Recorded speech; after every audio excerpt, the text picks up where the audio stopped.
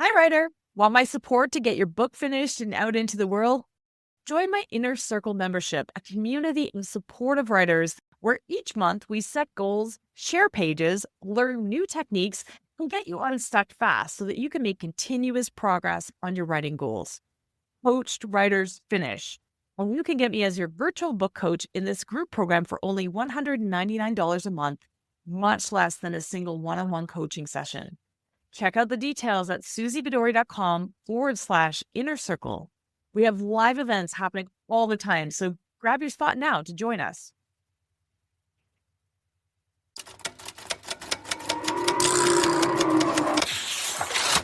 Welcome to the Show Don't Tell Writing Podcast with me, Suzy Vidori, where I peel back the layers of how to wow your readers with your fiction, your nonfiction.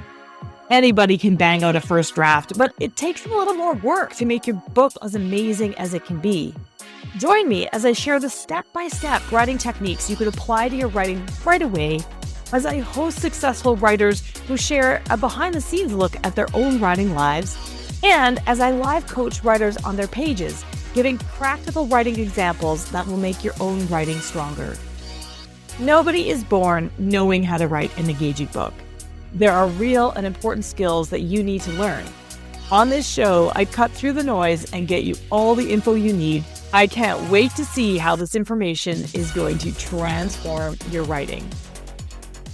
Today, we welcome to the show Patty McGee, and she is the literary consultant, and she has written a book called Not Your Granny's Grammar, an innovative approach to meaningful and engaging grammar instruction. She co-wrote it with Timothy Donahue. Now, before you skip ahead to the next episode and say, grammar, Suzy, really? Come on. Remember, we're on the Show Tell podcast. We have a lot of fun with all things writing. Promise you, this conversation with Patty is awesome. The reason I wanted her to come on the show is because she teaches grammar much in the same manner that I teach writing. She breaks it all down. She talks about it in a way that's really, really fun. Patty McGee is a nationally recognized literary consultant. She's a speaker and an educator with a passion for transforming classrooms into spaces where language and learning come alive. She's got decades of experience as a teacher, as a coach, and an advocate for delightful literacy practices. Patty has worked alongside educators across the country of the United States, partnering to unlock the full potential of their students through innovative and practical teaching strategies. Not Your Granny's Grammar is actually her third book on writing. I can't wait for you to hear this conversation. If you have ever been scared of grammar or worry that maybe your grammar isn't up to snuff, this one's for you. We're going to talk about why grammar is important, what exactly it is, and give you a few tips along the way. Enjoy. Welcome to the Show Don't Tell Writing Podcast, Patty McGee. So good to meet you. I can't wait to geek out with you about grammar. Oh, I'm so happy to be here. I'm happy to geek out about grammar anytime. Yeah, absolutely. Not all of our listeners are going to be so excited to listen to a grammar episode. I think it's going to be fun. I've read Patty's book and, taken a look and everything about you. I haven't spoken with you before, but I can't wait. We're going to make this fun, right? Yeah, absolutely. Okay. So I'm going to start with an easy question here because I want to just talk about grammar is this elusive thing. What is it, Patty? For writers listening today, what is your definition? What is grammar? To me, grammar is style. Grammar is like a painter's paintbrush. The way we choose our words to convey our meaning, which gives our words power, especially dependent on our audience. Yeah, and I saw that quote in the book. It's, grammar is to writers as a painter's paintbrush is to a painter, right? Yeah. And that's absolutely right. It is one of the tools in your tool belt as a writer for sure. This is a question that comes up a lot. So it sounds simple, but there's a lot of different answers. But is grammar important? First of all, I want to clarify the way I think about grammar. I think about currently grammar in three buckets. That there's spoken grammar, and that changes community to community, household to household.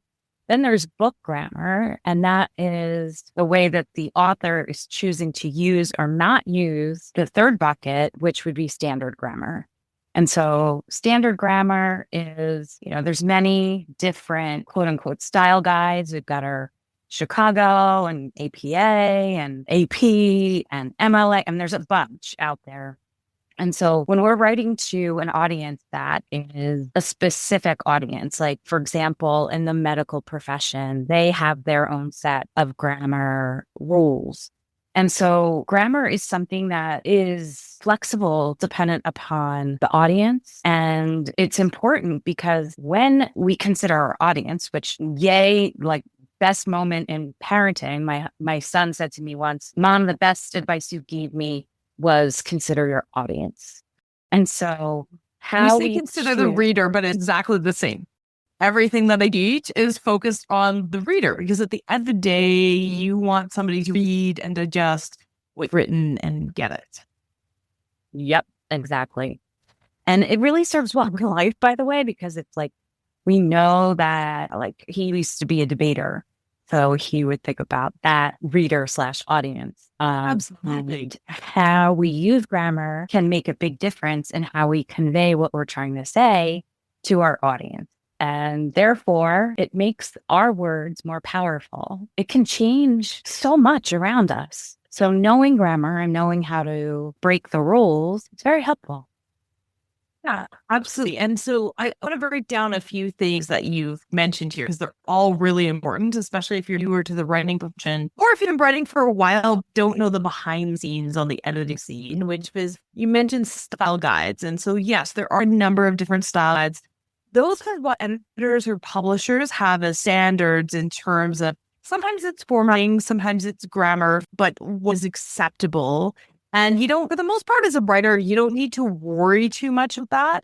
Where it gets really fun, me anyways, as a book coach, is when I work with, let's say, an academic writer who has learned, you were mentioning the medical profession has certain standards and things, or the financial profession, or writing for the New Times versus we're just chit-chatting about it. And so one of the things that grammar can be used to do, or relax to do, is to convey voice. And so many of the listeners here are fiction writers. Some are also non-fiction writers. But you're right, there are those three buckets. And there's spoken language, which, I mean, if you're a native English speaker, and we're not all native English speakers, I'm currently working with a client whose English is her fifth language. Grammar isn't going to come right as easily. And I'm also writing a book with a writer who English is seventh language.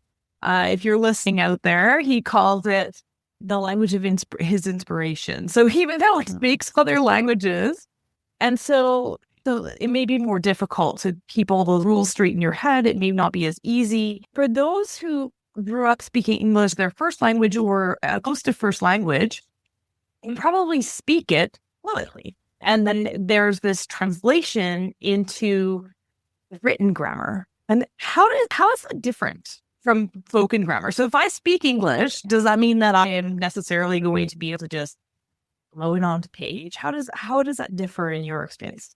Yes, I think that, and it's a theory I'd like to test with a little bit more research, but I have found that those who have a first language other than English are better at understanding English grammar because they have something to compare it to. Yeah. And with that comparison, they can be more accurate with standard grammar, whereas native speakers have been hearing a spoken grammar that isn't always utilized in their writing. And sometimes it is, but because it's different, it's almost harder for a single language learner to learn grammar. Makes sense, actually. And I think English is one of those languages, and correct me if I'm wrong, but it's one of those languages that breaks a lot of rules, or doesn't have a lot of rules, or has different rules depending on the circumstances, whereas some languages are much more straightforward. And so, yes, if you're learning English as a second language, you probably already learned a lot of that to figure out how to speak it. And so when you go to write it, maybe some of it's intuitive. But in terms of people who can speak it fluently, and putting it down, grammar is alive, right? And grammar changes over time. There's a section in the book that actually has grammar through the ages, right? And so you've got like phrases where you talk about, and I also edit period pieces or historical fiction, where sometimes we are using a different version of language. Now, we kind of just give a nod to it for the most part. We don't make it so difficult that nobody can read it. And certainly you want to be accurate in terms of what you use. But at the same time, we're not always strictly accurate or people wouldn't understand it. But grammar's a lot, correct? So this changes over time. Yeah, I bet what happens is spoken grammar influences written grammar, influences standard grammar. That's what I've seen. So, for example, thinking about the Oxford comma, let's say, which for those of you who are unfamiliar with the Oxford comma, it just means that in a list, you're putting the comma before the and. It's not a rule that everyone has to follow, but I happen to be team Oxford comma. I am also strictly team Oxford comma because it's so useful. No, why would you want to ignore it? And why would you ever want to get rid of it? Anyways, yes, there's different camps on that. And you talked about style guides. You choose a style guide, it will tell you whether or not you're to use that. And then you just need to be consistent, right? But that is one that is pin versus a rule. Exactly. And that is something that the way we speak has changed over time. Because when we are speaking in a list, we pause after each thing. So it might be Liz, comma, Suzy, comma, and Patty went to the store. Because we speak with that pause, that Oxford comma became more important. And because we want to hear where we're pausing when we're reading as well. Because without the Oxford comma, it could be Liz, comma, Suzy and Patty went to the store. And so which groups you and E together, right? Yes, exactly. And because of that spoken pause that we usually use, up comes the Oxford comma as something in some cases are a must and in other cases are an option. Amazing. My husband has a shirt that says, "Let eat, comma, Bob," and "Let's eat Bob." And it's two bears with Bob, and it's from Bath, which is near where I live. You know, the comma can change, and that's not an example of the Oxford comma, of course, but you're right. It can change a lot of things, and it can be subject to different interpretations. And I think that's where it can be confusing to writers, for sure. And we talk about grammar evolving. I mean, words are evolving all the time. If you follow the dictionary allows for new words to be entered each year. And sometimes I think this year, I'm going to say this and now I can't remember. I don't feel quite what the 2025 year word of the year was. I'll have to look it up. But I remember it was two words and they were saying, oh, it's two words. But are things being added all the time? And as a parent of three teenagers who watch a lot of TikTok and who, you know, are always looking for those new trendy words, I try to use them often and use them poorly because they kind of cycle through the household faster because oh my God, even my mom's saying that. I'm going to stop saying it, right? Yes. But yeah, I mean, language is starting to evolve even more quickly because we have so many tools at our disposal and content is instantly available to people. And you could create something yesterday and then today it's become a meme, right? Or today it's become a new word. And you keep using that word and it gets introduced into the language forever, right? So in today's day and age, when it's moving so quickly and we have tools to correct force and everything else, and honestly, typos are rapid. I was on television a couple of months ago and I actually didn't realize that it had aired, except that I got I heard from a couple of people that it aired because it wasn't in my part of the country. And it was when I was speaking at a conference that it was filmed and it was aired like 8 weeks later or something. It was all correct on the video clip of the television. When they posted it online, it was like they took an AI transcript. And so my last name was spelled wrong and it said I was from the place where I was toured. You know, all these things like it didn't make any sense. It was incorrect. So does the importance of grammar become diminished with all these tools? We've got AI transcripts that I watch television, often watch it while I'm making dinner. And so the closed captions are on so that I can read it if I miss it. They through the whole thing because it's all auto-generated. And does that diminish the importance of learning grammar in your opinion?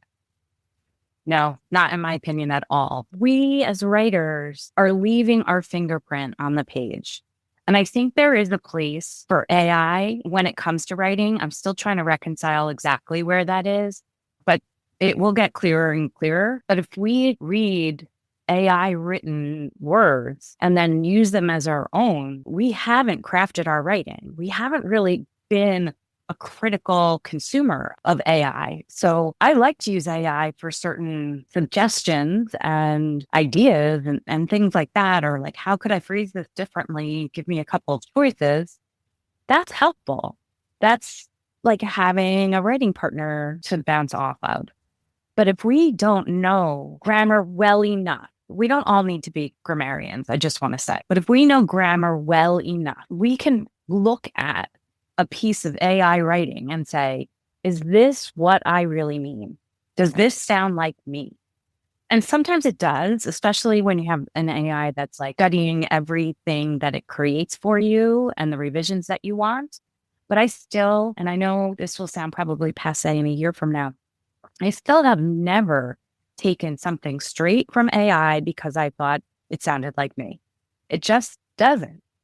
And so won't. Yeah. I mean, that's a much broader conversation, and I didn't mean to just throw it in there, but you're right. I mean, the issue is today with AI generated text that it can only give you the dumbed down version because it's looking for common patterns, it's looking for commonalities with all texts. And so it can't come up with original thought, and it can't come with, I see this, if somebody's generated a fantasy novel, it can't tell you the details. It skim over them because it doesn't know. It can't make it up. And so it can't create a discerning voice that a human can. The predecessor to AI, and I kind of we could talk about AI all day. I'm happy to do that. We should do another. But the predecessor to AI is sort of the spell checker, right? And so because kids these days growing up in school have access to spell checkers and things are type ahead, they don't teach spell, at least in my children's school district, they don't teach spelling anymore, which I was horrified by. It made my children learn. Oh, and the teachers were saying, well, it's fine. They don't need it, right? And they don't need spelling. They don't need grammar because that will all be corrected. And I don't think that that's the case, buddy. I think that if, and I'm seeing this with writers that come to me that are native English speakers that did, grow up through the school stint here, their grammar's poor because we're not teaching it because we think it's not important anymore. I don't know if you want to comment on that. Yes. I think there's many reasons we're not teaching it. I think many of us tell ourselves that it's not important anymore because of these spell checkers and Grammarlies and all different sorts of AI. But I also have a theory that only a few of us learned grammar in the traditional way, that the vast majority of us do not know grammar, and it is not our fault. It is the methods that were used to teach us that worked for some, like the identification, the diagramming, the worksheet completion, that worked for a small percentage of people. But I think that there's such shame around grammar sometimes that, we have the grammar police. I'm silently correcting your grammar. And it just creates a discomfort and a almost shame around how much we don't know about grammar. And I don't think that's useful. I don't think that's useful for anyone, adult writers, developing writers in classrooms. And also, it's a reason that teachers don't teach it because they're not comfortable with it themselves. We'll be right back. Hey, writer, ready to take your fiction to the next level? Whether you've just got a great idea or you're already stuck in the murky middle of writing your book, the Wicked Good Fiction Bootcamp I designed just for you. This 8-week self-paced online course gives you the tools, the guidance, and the support you need to get to the end of your book and know that it is wicked good. Head to suzyvidori.com/bootcamp or follow the link in the show notes for more information and get started today. I'll see you inside where I'll be there to support you as you comment and share your work throughout the course.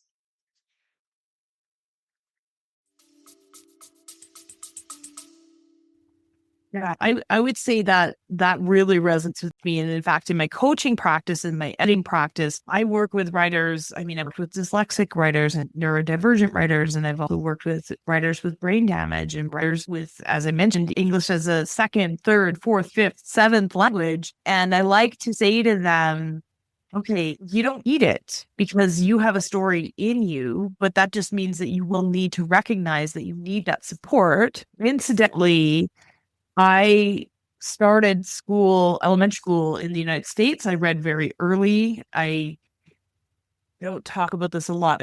I grew up on the Harvard campus. My dad was at Harvard. And so at the time when speed reading was being developed. And so for me, that's how I learned to read, which is a superpower.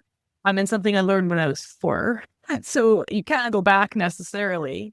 But then I moved to Canada and I had to learn spelling and grammar and all those things. And I think it just made me fascinated by it. It wasn't necessarily that I was taught differently. It was just I became really intrigued.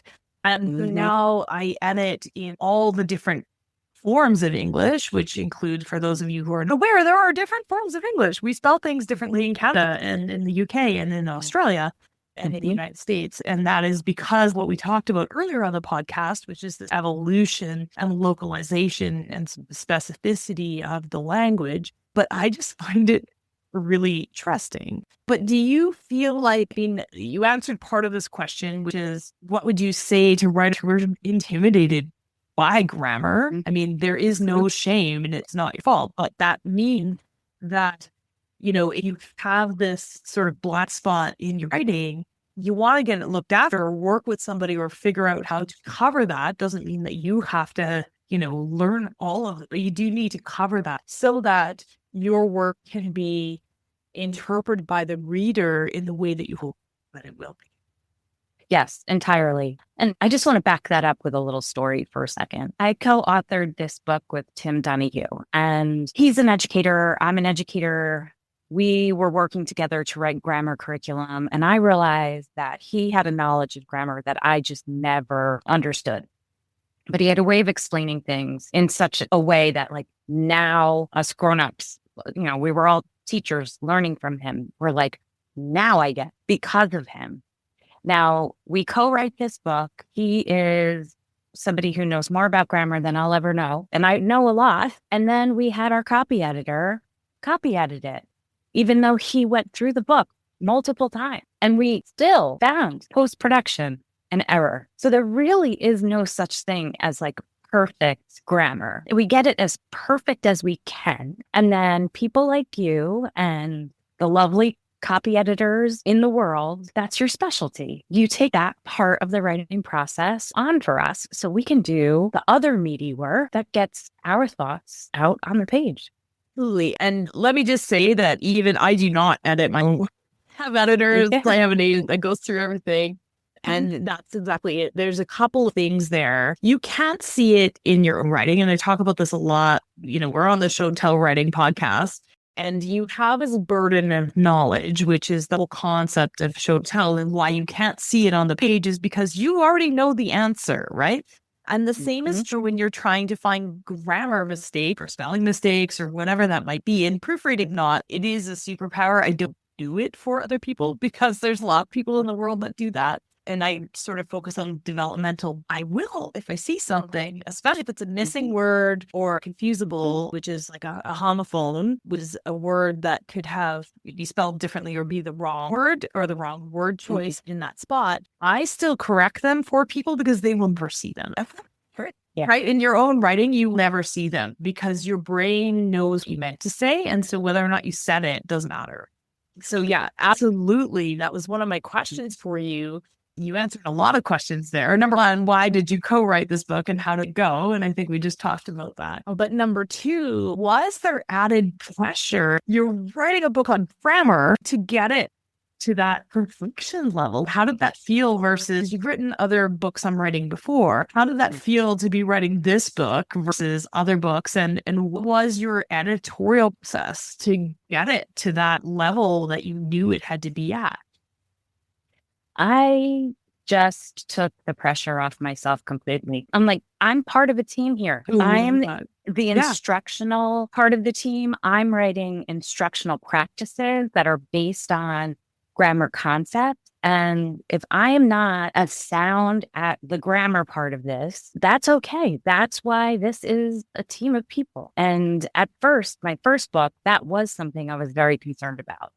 And when it came back with line edits and copy edits, I was like, oh my gosh, why did that? Because that's part of the process. And it takes a village to really have something that whatever type of writing you're doing, that others will read. To do it solo and to never have another set of eyes on it is missing part of the very important writing process. So I wrote the best I could. I certainly revised, I certainly edited, but I took the pressure out of being perfect at it. Yeah, I love that. And again, you can rely on professionals and it shouldn't be your own eyes. I know when even in the developmental edit, I get this feedback all the time when I send them for suggestions and they're like, oh, like, I guess I was really hoping, Suzy, that you'd rubber stamp it and say it's perfect. But of course, that's not why I'm like, there's going to be improvements.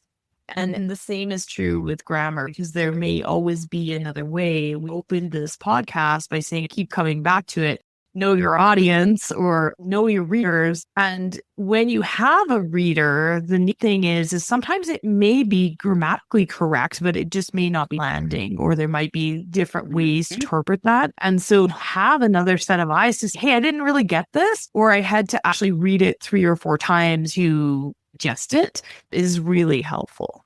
Let's cheers for a minute because you started off telling some examples, and I'm going to put you a little bit on the spot. Okay. So we talked a little bit about the Oxford comma, and that's a really great example of sort of controversial or exciting if you're on Team Oxford comma. Most of us are. I don't know why you'd be on the other side. I don't know if any grammarian would be on the other side, but I get it. But if you tell writers to tackle one thing that you see all the time, what's the most common thing that writers miss that you like? If you're worried about your grammar, what's one thing that writers listening to this podcast could actually learn and get ahead? What's one section or one thing you teach that you wish all writers knew? Yes, I think that all writers should know how to combine, compose, and expand sentences. Okay. Those are the containers of all parts of speech and the building blocks of writing. You can choose to follow the rules of fragments versus clauses and independent clauses and phrases, and however you choose to musically create your writing is up to you. But if you have the basic foundations of how we can be sure that it's an independent clause or a simple sentence, that we can think about how we can combine two to make them a compound sentence, how we can combine two simple sentences to create complex sentences, and then even for extra fancy, compound complex sentences, if you want to go there, we use them sparingly, but to have that base knowledge is so helpful in transcribing, taking what's in here and getting it onto the page, knowing that there are certain frames that we can use to even begin with is writing fluency. And it creates a much smoother writing draft, which to me, maybe you'll agree, I find that to be the hardest part of the whole thing is getting the first draft down. We totally agree. I love revising. Yes. Probably why I'm an editor. But yeah, sentence structure and the options available to you, and knowing that especially in novels, we have the ability to break those rules. But if you don't understand the rules, and I would say that we have the ability to break the rules. Sentence fragments is a great, non-incomplete sentences. Great example. You can use emphasis. You can use them for pacing to make it feel urgent. You can use it to make it feel sharp. You can use it for so many different things. But if you're using it on every single page in every single paragraph, it loses its value. So, I like to say to writers, hey, you can do this, but be sparing where you do it. Like you said, those complex compound sentences, you don't want to have every sentence be huge. You want variety, and variety is the spice of life. Part of the reason I wanted to have you on the podcast as well, think in matrices. And so I've taken sort of writing a book and created these little chunks of information and ways to explain it. So I love that you're explaining grammar in a very similar fashion, which isn't how we always learn it. But I teach that there are 5 things on a page that you can use. It doesn't matter what they are. I'll list them off really quick. But setting, actions, reactions, dialogue, and in thoughts are the 5 tools or the writing elements that you can use. And nobody else teaches it this way. But if you are leaning very heavily on one of those things for a page or more, or even 2 of those things, it doesn't feel well-rounded because the reader's brain gets tired of reading the same thing. If we just have dialogue and nothing in between, they can't. They just start skimming. I think the same thing is true. You're talking about varying the sentence structure. If you have the same sentence structure over and over and over again, it's not challenging for your reader and they're going to sleep. So you got to solve that for them. You've got to make it varied. You've got to make it interesting, mix it up so they don't know always what to expect. Would you agree with that? I would agree with that 100%. And it is some of the most satisfying work as a writer. Going back and just simply with the lens of the sentence structure I have used so far. Is it conveying what I want it to convey? Is it sounding rhythmically the way I want it to sound? And I find that really fun. I know, exactly. We're fine. Okay.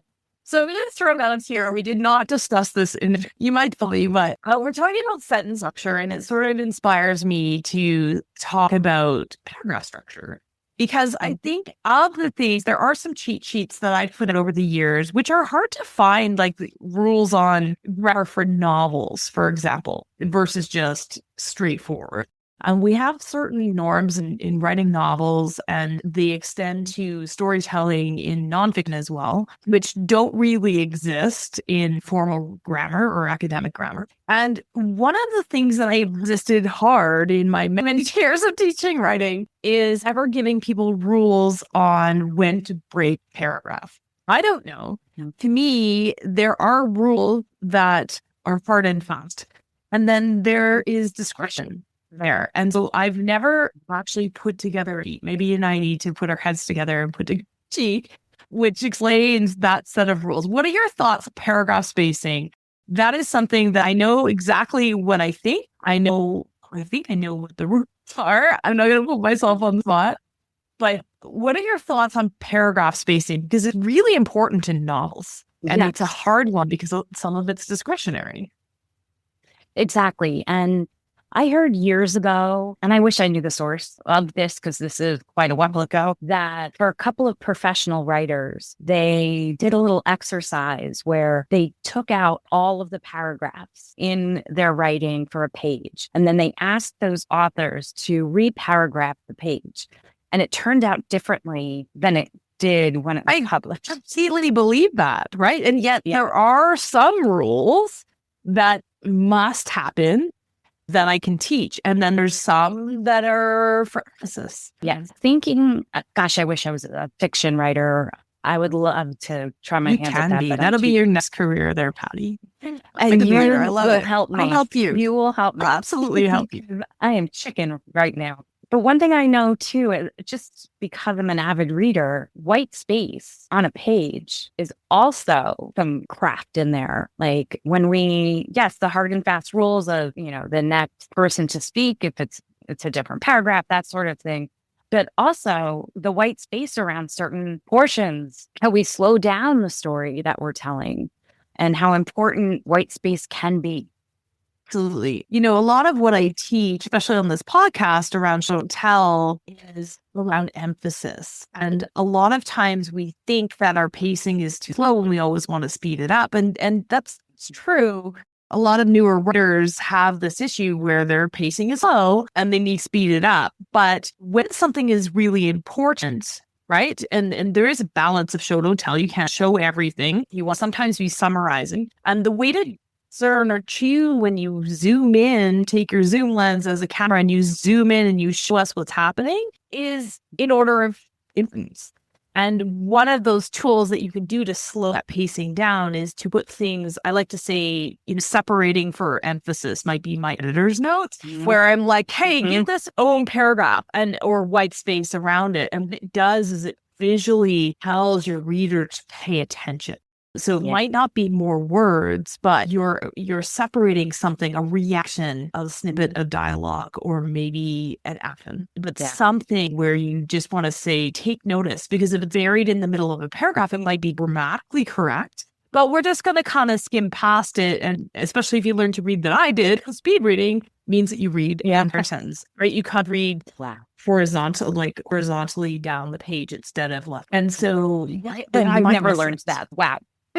Yeah, right. And it's funny thing is I didn't actually realize that I learned to read that way, but it's just the environment that I was in at the time and the timing. Right, 1979, 1980, that was all coming to a head, and people were experimenting with it. And I learned to read that because that was the environment I was in. And I didn't know that until I became a writer and an editor, which, again, not to digress too much, we don't know each other that well, but I was a business executive for 20 years before I quit to do all things writing. I was writing a little on the side, and then it kind of took over. But I didn't know that my superpower of being able to read incredibly quickly was because I don't read the way that other people read. I tried to teach children to read that way, but I don't think I even knew that when I was teaching my children to read. So they did not get that. So I love that. Thank you for talking to me about paragraph spacing. And like I said, we can put our heads together and put something out that we can share, because I think there are rules.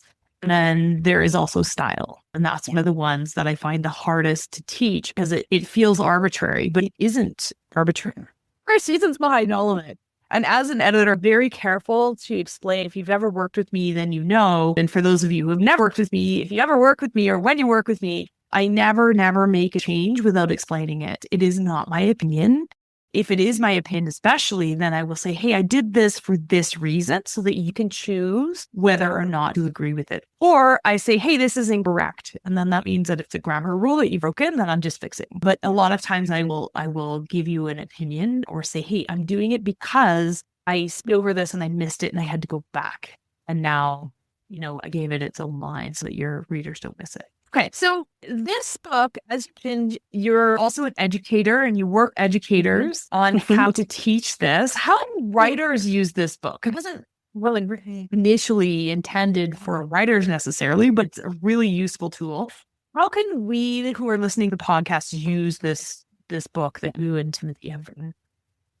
Well, let me share a few ways. Number one, first of all, I think reading the first chapter is essential, because it helps us reframe the way we think about grammar, from like being corrected to just knowing that we can have a different mindset around grammar. And then I highly recommend any place that you want to learn more. Tim put together like the Mac Daddy of grammar refreshers back here, and it's completely understandable. And even if it isn't, he's also filmed himself. Actually, his three sons would videotape him in their basement where he put up a dry erase board so he could teach lessons on grammar and on how to use different parts of grammatical. There's QR codes, not just one, right? They're throughout the book where you can actually watch him live teach the concept. I love that. I love that. It's so innovative, because when you buy the book, you're also getting lessons.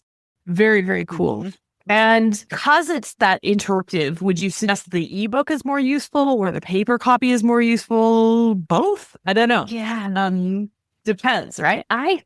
Yes. If you want to play with your own grammar learning, the secret, if you have the Kindle version, which is wonderful, is definitely going to the companion site and using some of the resources that help you play with grammar before actually going and writing it yourself. So these are like grammar manipulatives. So they're just like, one of the things we have are word cards, and those word cards have all different parts of speech and endings and punctuation. And if you are given like that restraint of using only those cards to create something like a compound sentence, you are isolating that skill and practicing it, but in a playful way. So for those who want to go beyond that grammar refresher and the anchor charts of the how-tos in here, having that companion site to just play around with grammar is very useful. That gamify it, right? Yeah. I mean, I'm always looking for many of my hobbies include I do the New York Times spelling bee every morning. And I have this other game I play, which is called Squares, which I don't think anybody else on the planet is, but it's basically Boggle. And I don't do anything until I finished it. Just find every single word possible on this Boggle thing that comes out once a day. But it's like, and I used to play Scrabble, though I don't have anybody in my life who is willing to play Scrabble with me anymore. So You're going to beat them it's every an obsession. And it's not just because of my command language, but it's also because I'm super competitive and I understand the board. And so I just kill the board. Like I'm not a fun person to play with because you can't build on anything. So I'm just as much about killing the board and make sure that you've got nothing to play as I am. But I was saying gamified, this can actually be really entertaining and you can learn it and you can use those skills. As writers, it's funny, I often talk about this myth that people think we're born knowing something, right? No, we're born knowing grammar, we're born knowing how to write a novel. And Hollywood perpetuates this myth for us where we go rent a cabin in the woods and go away and write it. And then it's this masterpiece. And then the next thing I always say, you're sailing on your yacht because you made so much money. It's not true. We are not born knowing how to do this. And talking about painter's paintbrush, you would never try to paint the Mona Lisa without first learning about light and structure and all of those things. And so these exercises that are in the book, if you know that grammar is a place, I mean, I love grammar and I'm going to go do them, then you need to practice, right? And the myth that we can write and be perfect without practicing is ridiculous. It's like any other profession. And the more you practice, the better you're going to get at it. The drafts you're going to have to write, and the more you're writing what's on your heart is going to resonate with your readers. So thank you for creating those tools for writers. Can't wait to play with them. I did read through the book, but I didn't do the exercises, but I will. We've reached the quick fire portion of the podcast. So I have a couple of quick questions for you. Are you ready, Patty? Keeping you on your toes. You ready? How long did it take you to write your first book? My first book, it took me in the actual writing and revising part about 7 months, which was too fast. Awesome. Too fast. Okay, that's interesting. So then why do you say it was too fast? We'll slow down this quick fire because we want to zoom in for a moment. Yes. I was working full time out in school districts that were often far away. And I set a deadline to have a chapter done every 2 weeks. Wow. That's unrealistic. Yeah. I've changed my process. Yeah. I work with writers who are fast. I work with writers who are not fast. I've asked this question hundreds of times and the answers vary. And I do find fiction, if you are 7 months is way fast for a first book because you haven't thought through all of the plot points and everything. It's just impossible to hold it in your head. People can do it after a few books usually, but that's because they will have been thinking about that for a very long time before they sit down and plan it. But yeah, nonfiction's possible when you're balancing lots of other things in life and a career and a full-time job. It's a key for sure. That's very feast. Okay. What was your first big break along this publishing path where you were like, this is really happening? Yes. I think it was when my editor came to hear me speak at a writing institute and I did a keynote. And for the first time in the publishing industry, somebody listened to my ideas and were impressed, were thoughtful about them, and were seeing where this could go before I could. I love that. Love that. And she's become like a big sister to me now. She's so great. I love that. You know, I feel very, very lucky as well. It's rare and lucky that thank you so much for coming on the podcast. It's rare for me to have somebody on the podcast that I hadn't been working with for a long time. And I hope that we're going to be working together going forward. But because it does become that, right? People who have this common interest and who are supportive, I find writers and publishers are some of the most supportive people on the planet and the most patient people on the planet. And sometimes we come to this industry, we think it's going to be different. We think it'll cutthroat. Again, Hollywood, thanks Hollywood. But it really isn't for the most part. And those people do become your friends. All right. What is your best advice that you would give to writers just starting out? I would say that if you're just starting out, in terms of having published something, I would say you need to do a lot to get your book out there. Yeah. I have found, and this might be a little bit different with fiction, but I have found that I need to take the reins in getting the word out there about my books. And that's regardless of whether there's, again, with the myths, regardless of whether you're traditionally published or independently published or hybrid published, doesn't matter how you've done it. That is true across the board. The only person who can scream from the rooftops about your book is you and those colleagues that you make along the way. And so talk to as many people as you can about your book and take the reins and be confident. And that's with writing the best book you possibly can that you're super proud of. And yeah, where can listeners and writers find you, your books, and all the good stuff? Well, the best place to find me is my website. I have so many resources on there. I have links to places where you can buy my book and lots of it's just such a rich website. We've been working on it for so long. So it's pattymcgee.org, but you have to use Patty with a Y, because if you go to Patty with an I, that's a skateboarder from the 60s, and that's not me. When I first Googled you, I'm not going to lie, I saw that there was a skater. And I was like, oh, maybe that's also, but it wasn't. But I think, honestly, that you are way more cool than any skateboarder because of your love. Thanks for being on the show. Thank you so much, Pat, for being on the show today. This was really, really fun. Hopefully the listeners had fun hearing your grammar as well. Yes. Thank you for having me. Feel like we're old friends just meeting. Love it.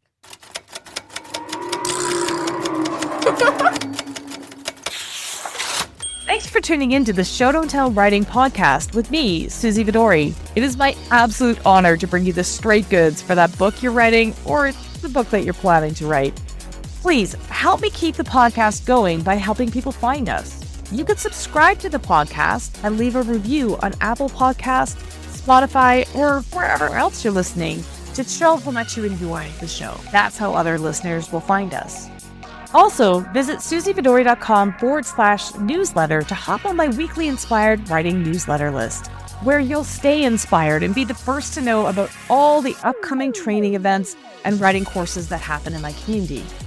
Want my eyes on your writing? Submit a page of your current draft for a chance to come on the podcast at the link in the show notes. I'd love to chat with you about your writing in my always positive, incredibly supportive way, so that you can make great strides towards your writing goals. I'm here to cheer you on. Remember, that book you're writing is going to open doors that you haven't even thought of yet, and I can't wait to help you make that it the absolute best it can be. See you again right here next week.